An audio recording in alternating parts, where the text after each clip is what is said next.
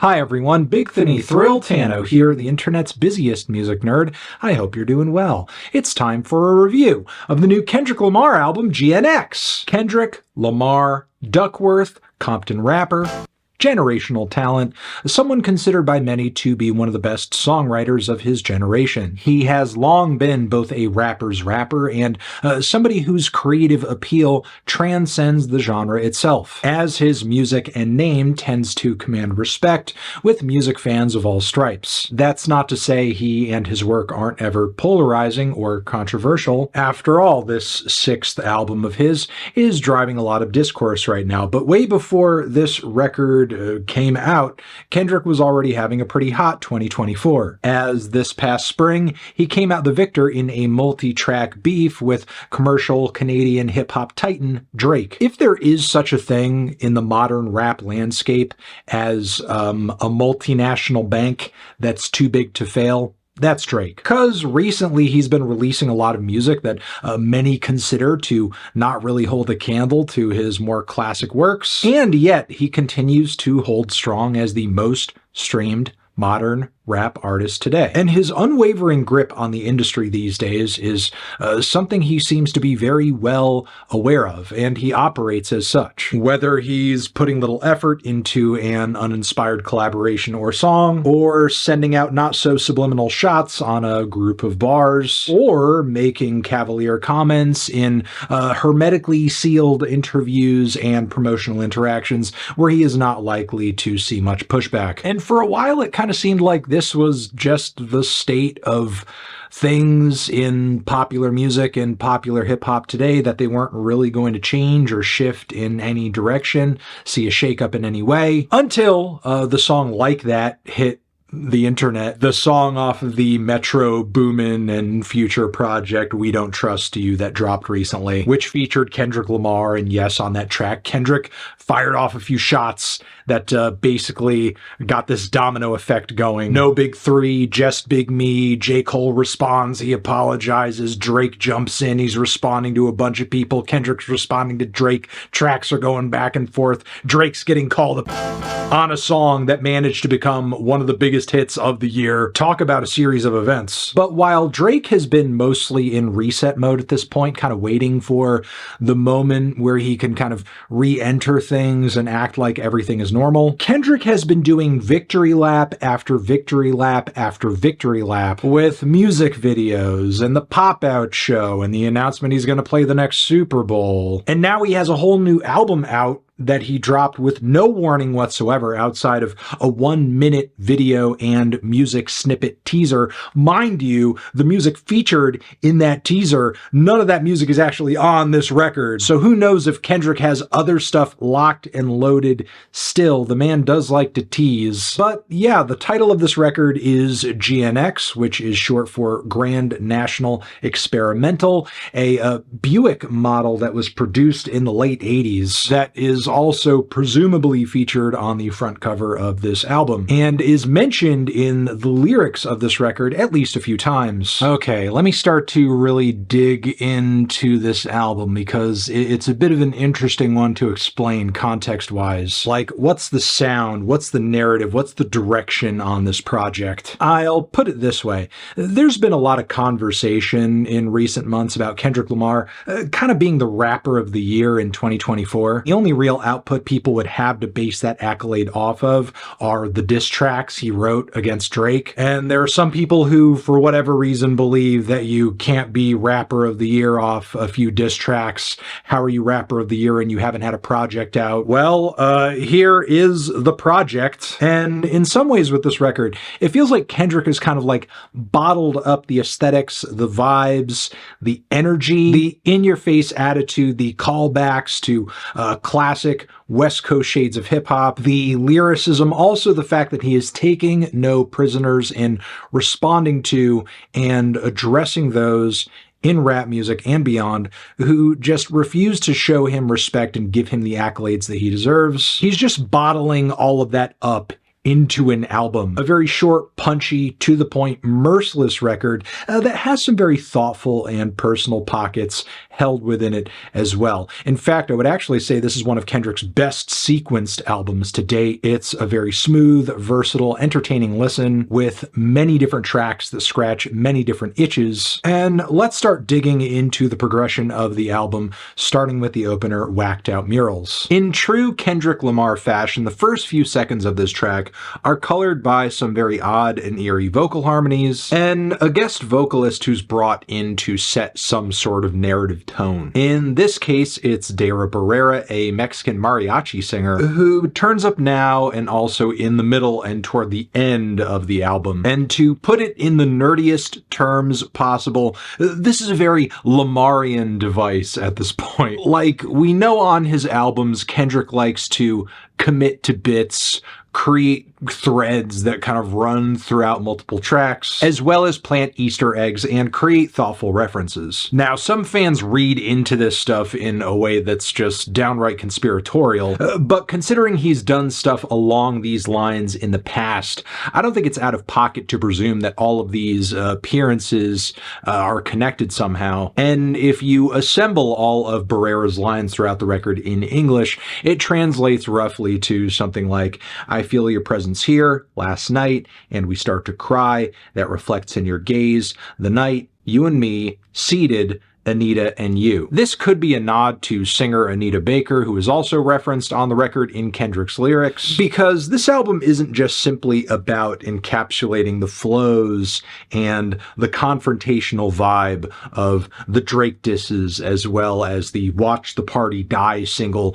Here is the Air Force Ones on the single cover art. No, this record isn't just about that, because like most Kendrick Lamar projects, this album is also a continuation of his relationship with his craft and art at large, as there are numerous meditations across this record that are essentially about the power of music, the importance of not misusing your influence, your abilities, which, if you're to go by the lyrics on this record, are something that Kendrick still sees very much as a godly gift. One he is still figuring out how to wield authentically and in a way that manifests the greatest net positive benefit, which makes for a compelling narrative, but still a surprising one to see crop up again on an album, especially after seeing Kendrick wrestle his savior complex into submission a few years ago on his Mr. Morale and the Big Steppers album. You heard it, this man very clearly on that record came to the conclusion that his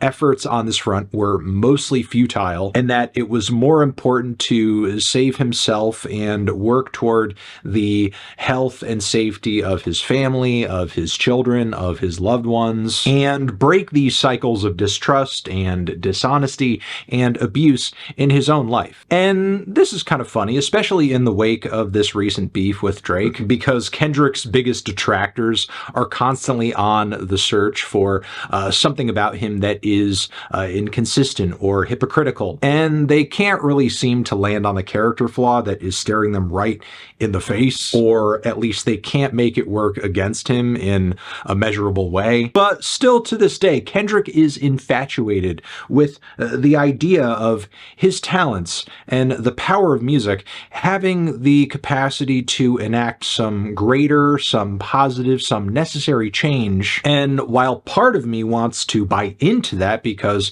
undeniably the talent is there, plus I, as a music fan myself, have experienced and also witnessed the powerful changes that music can bring. Still though, Kendrick's motivations at times do read as kind of self-serving, even if he does on this very album call his own motivations into question from time to time. Because, I mean, one track on this record is pretty much 3 straight minutes of him telling us that he deserves pretty much every accolade and opportunity and word of praise that we could conjure for him. And sure, while lots of rappers past and present have told us in one way or another that they're the best, they're the greatest, this Man at the Garden track is a goddamn treatise on why Kendrick Lamar deserves that #1 spot. And it's musically designed to whip you up into an emotional frenzy at the very end that'll have you being like, oh yes, Kendrick, you deserve everything. Which, while sure, that read of the song is a bit reductive. We can't pretend like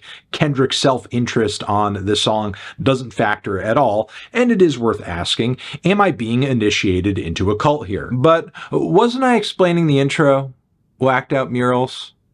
I've digressed here. I'm going to digress further and sort of try to sum up this record by saying it's a loosely conceptualized flurry of ignorant West Coast bangers, melodic jams, as well as heady writing exercises that remind me of the genetic makeup of Damn, Kendrick Lamar's huge, commercially successful 2017 record, which, for me personally, really ranks as the weakest of his big studio album releases. But I think GNX succeeds where Damn faltered. The bops on this thing hit hard. And not only do they hit hard, but they are just downright ridiculously visceral and in your face, and they are aggressive, they are mean, they're stupidly smart and endlessly charismatic too, and the smoother, more low-key cuts on the record are equally addictive. Finally, these more lyrically dense cuts on the records, while they are more compartmentalized than they might be on a more narrative or grand conceptual record from Kendrick, they still involve some of the best storytelling of his career so far. So again, whacked out murals, intro track, which is really this slow-burning cinematic start to the album. Kendrick's flows are steady, and he delivers them with this really frustrated tone of voice. It sounds like he's rapping through clenched teeth a lot of the time. There's a real dry vocal mix on this track too, and a lot of other cuts on this record as well. With the way this was EQ'd and recorded, he could have laid this thing down in his kitchen for all I know. And I feel like going about it in this way, sort of forgoing a lot of the vocal acrobatics and the layers and the touch-ups that we might have heard on previous Kendrick records, makes for a more raw and wild and just kind of like, blunt experience and listen. Now, I think the main angle of these bars and this album at large is pretty straightforward.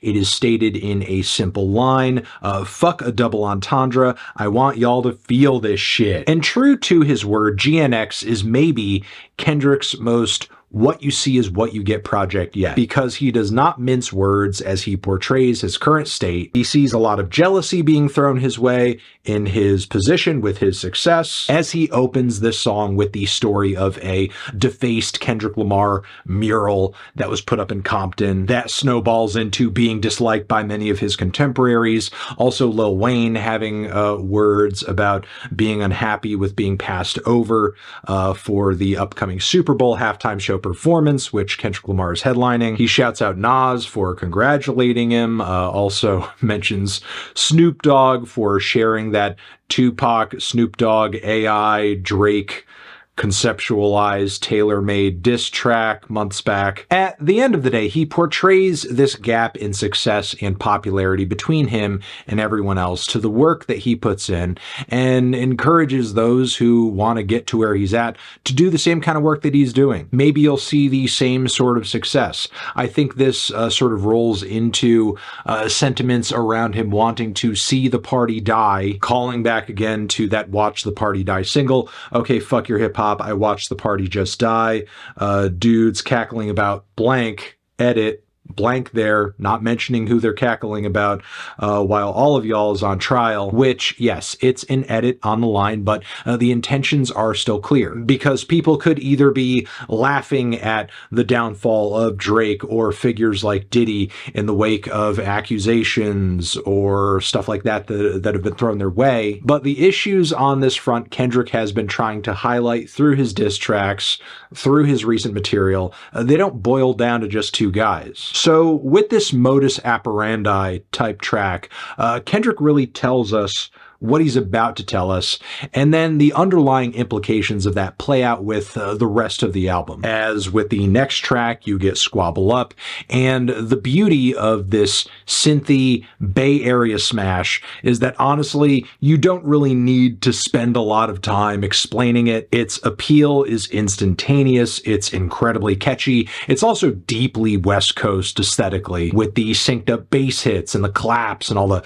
open hi-hat hits, and some really really awesome touches of electro-era synths all over the track, as well as a freestyle music vocal snippet from Debbie Deb's 1983 cut, When I Hear Music. When I hear music, it make me dance. Meanwhile, Kendrick's flows and bars throughout the song are smooth and effortless, yet still eccentric and over the top. With these froggy inflections, he gives us lines like, woke up looking for the broccoli, hockey, keep a horn on me, that kamasi, and really leans into like the weirder pockets of his voice when he's giving us refrains like, I feel good, get the fuck out my face. It's absolutely insane and calls back to recent collaborations, in my opinion, that he's had with his cousin, Baby Keem, where in his featured verses, he's tended to get a bit silly. And yes, here too, getting silly, but still seriously catchy and hard. Next, I'd like to sort of highlight the fact that this album just has such a great flow to it, track to track to track, because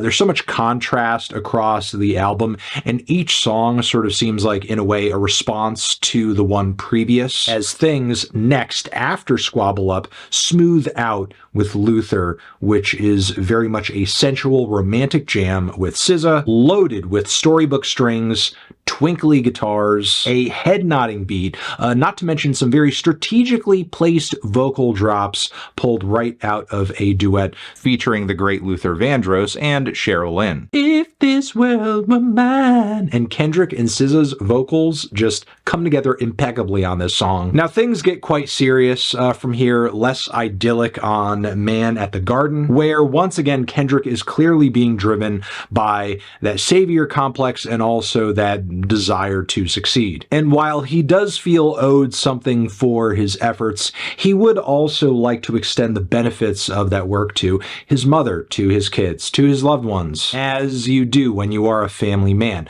The track comes to a very grand finish with a lot of faster, intense rapping that is layered up much in the same way that it was at the finish of Meet the Grams. It's also important to note that much of the beat and the chord progression on this track feels like a very conscious nod to Nas's One Mic, but it's clearly varied up enough to the point where, it's not a cover or a redo or anything like that. It's really Kendrick making the case for himself in a lot of ways, showing us that he has the capacity to live up to the greatness that his forefathers, that the pioneers of the golden age of rap before him, set. And while I do think there is an argument to be made that this track could read as really quite pretentious on Kendrick's part, I don't know if there's anyone in his generation that is as effectively able to make the case he's making for himself on this track as well as he is. We head back into banger territory in the track list on Hey Now, which features another minimal beat.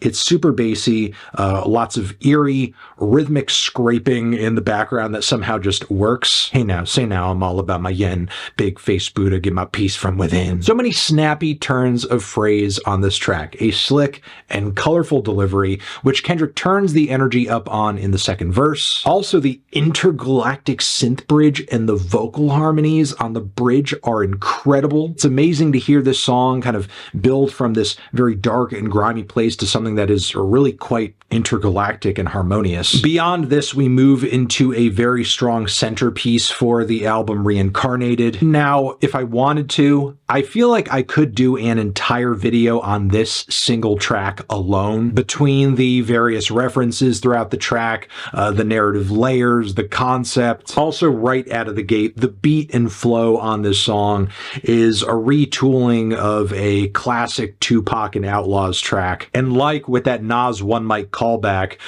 Kendrick seems to just really be feeling himself, feeling the capacity to borrow from a great who he holds in such high regard as Tupac, and take that track and just elevate it to a totally different place conceptually, as he gives us the life stories, in a sense, of these pioneering musical figures. One, a rhythm and blues artist, another, presumably Billie Holiday, given the specifics of when and where and the heroin addiction narrative. And in each of these stories, we see these figures being undone by their vices and by their greed, which their fame and their success success allowed them to indulge in. Fast forward to present day, where we have Kendrick Lamar, who very much sees his talents and abilities and influence as something that is being kind of reincarnated within himself. Also, keep in mind, once again,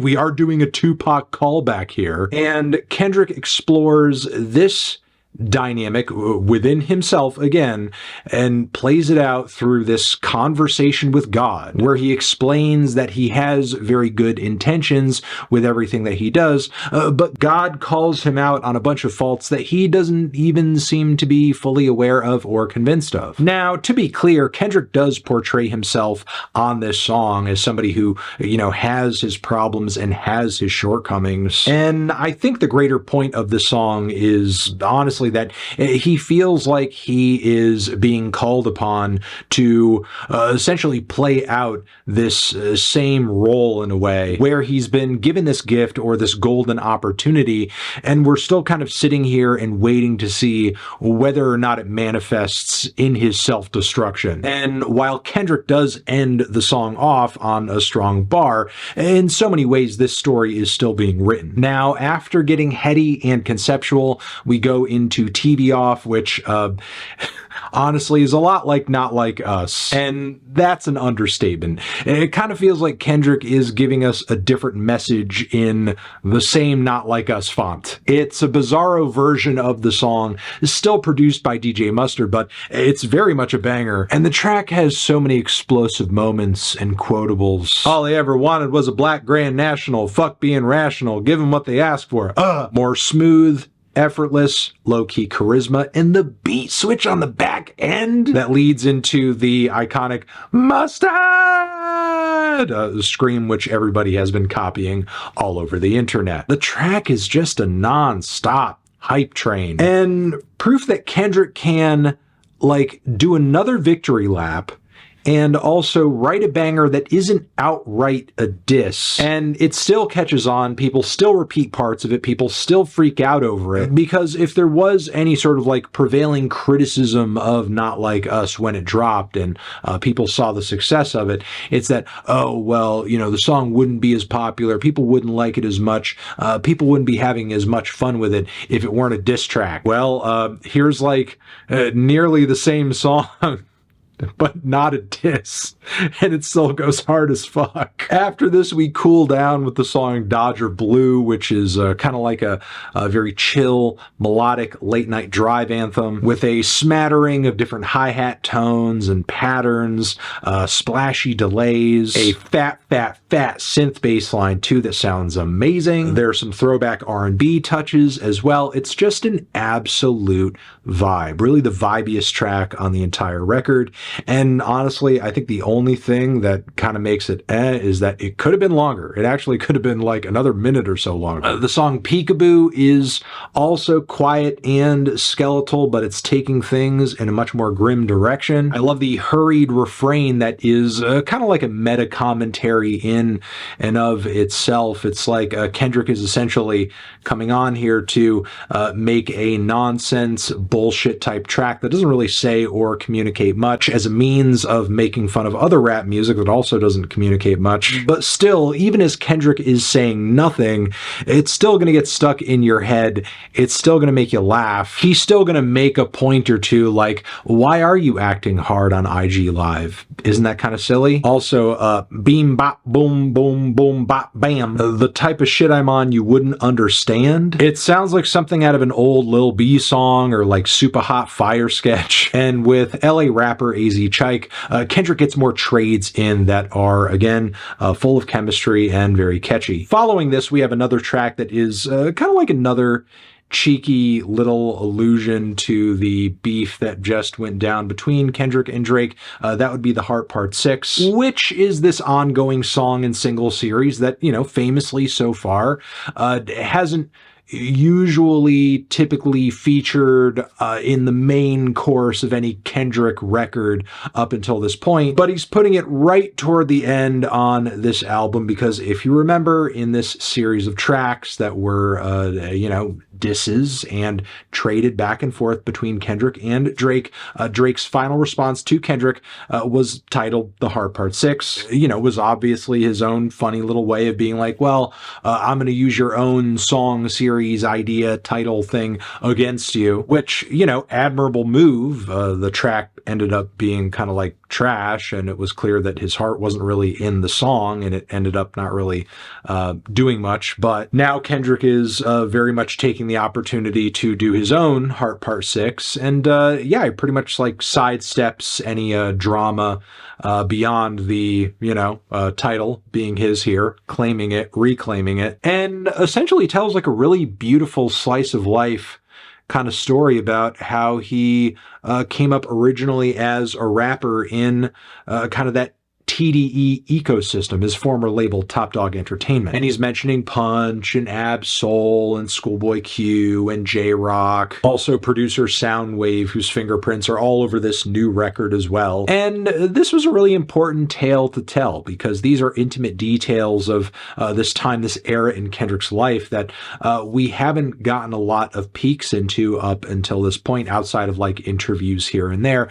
And it's just significant, I think, to frame things in a way that gets people to understand that Kendrick, while he is often seen as, you know, that guy, that one guy, his fame and his success isn't owed simply to him. It took a lot of other people influencing him and inspiring him and supporting him to get him to this point. The title track on the record is this wild-ass posse cut featuring a bunch of LA guys over this instrumental that is just total madness. It sounds like getting wasted and using Fruity Loops for the first time. There's an absolutely nutty vocal mix on this track too. The bass is just overbearing and the groove is very odd. There's some rushes of strings too. Really, the rapping and flows over it is so confident and so steady that it kind of makes up for it and brings some order to the chaos. I think it's my least favorite track on the album, but it is a genuinely ballsy and unhinged effort that, despite it being a little unpalatable, I still kind of admire it. And then there's Gloria, the very grand and personal finisher for the record, where in so many words, to put it very simply, Kendrick essentially writes about his writing process, his pen, as it were, and details his relationship with that as if it was a personal or a romantic connection with another person.